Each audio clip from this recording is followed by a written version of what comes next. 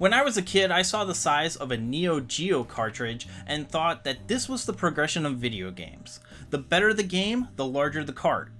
Of course, I would get a Sega CD and understand that the future was digital. In the late 90s, early aughts, I would play all my games via emulator. And the future was then. Now I've regressed, if you will, to the physical carts and disc games from my childhood. Also collecting games that I didn't have the funds for when I was a kid. There's a new press release from asset management firm Piper Jaffray that suggests gaming will be all digital by 2022, and it looks like I've wasted all of this space. The original article by Barrons.com states we're about 4 to 5 years away from being 100% digital, and this is determined by the line of revenue from digital game growth publishers like EA and Take-Two Interactive have been reporting. And it's important to note that this is a business report that looks strictly at earnings, and from a data sense, it's safe to assume that digital gaming will be the future. And that would be really good for developers and publishers. Digital is the best way to go for them. You can sell as many copies as you need without any guesses on the popularity. Disasters like Mass Effect Andromeda would be mitigated, and you wouldn't have to see that game at thrift stores nationwide for $5 new. If it was digital, you could just stop selling the game until the patch was fixed and then sell it at MSRP. While I can envision a 100% digital gaming future, I don't think that we'll see it by 2022. The digital gaming market is riddled with pitfalls that are not consumer friendly.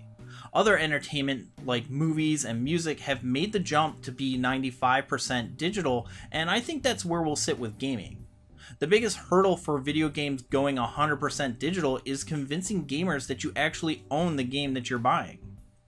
Physical, it's pretty easy. You have the disc, you own it. Want to give it to your buddy to borrow? Sure thing. New systems come out, as long as you have the previous system, you can still play your game. There's plenty of issues with digital gaming that don't have fixes for the foreseeable future. One issue is what happens to a game if the developer doesn't support it anymore. Most games bought digitally are yours to keep, but if a developer goes under, it's possible that that game isn't going to be available ever again. Games like Scott Pilgrim and the Silent Hills demo are lost to the ages.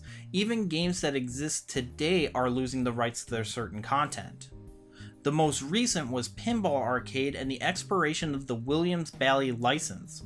All of those tables are now gone from the game because of copyright. But if you were able to procure those titles before they were delisted, you're safe assuming that your system remains intact. If you happen to reformat or delete that game, you will not be able to download it again even if you paid money for it. Nintendo is notorious for locking down all digital content. Up until the Nintendo Switch, it was very inconvenient to transfer any games you purchased to a new system freely. The eShop for the Wii will close down in 2019, which means that all content that you buy better be backed up, because if it gets deleted, it's gone for good. And the games that you purchased from the Wii Shop were signed to the system itself. If your console was stolen, you had to rebuy all those games over again, or beg Nintendo to reinstate it. Now it's a little bit better, but we still don't have the ability to transfer saves. We'll get that option to do that in September, but we'll have to pay a monthly fee to do so. Games bought digitally for the Switch are now signed to the account, but you can only use one Switch at a time. If you want to move your games onto a new console, you'll need to deactivate the old system. And if you don't have that Switch in your possession, you'll need to contact Nintendo directly. But maybe I'm thinking of this digital gaming all wrong. Buying digital games at full retail one at a time isn't really feasible to me. But Netflix is great. I pay $10 a month and I can watch all the content that I want. And that's probably what it'll take for gamers to move over to a digital market.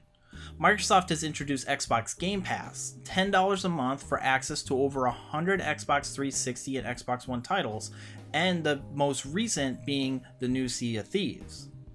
And that's a really nice take for a casual gamer who might not be sure if they like Sea of Thieves. The risk of getting a terrible game is offset by that monthly fee. With the amount of games that come out every month, this is the cheapest option to play the most amount of games. And the Xbox Game Pass gives you the ability to purchase the game for up to 20% if that game is going to leave the catalog. And that wraps it up for this one. Looks like we're going to have physical for... Oh wait, I forgot PC gaming. Steam's marketplace is probably the best case for digital content. Steam sales are really the biggest draw for digital content. I buy all my PC games through Steam, and they're usually on sale. Less than $20 for a desirable game is an instant buy for me. PC is on the cusp of digital only content, and you have to try really hard to find PC physical games, and even when you find one, you're going to need a computer with a disk drive. Apple killed the disk drive, and the rest of the pre-built PC market followed suit. Some cases don't even have the discs, they're just DVD boxes containing digital download codes.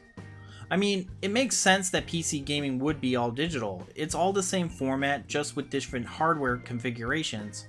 Also, on this same PC, I can play games from 30 years ago. And I think that's what it's going to take in order to get console gamers to go full digital. They need a permanent platform. I need to be able to buy an Xbox One game knowing that I'll be able to play it on the next generation Xbox, or be able to buy an OG Xbox game and play it on any generation Xbox that I want. Microsoft has hinted that it wants to end the traditional console cycle.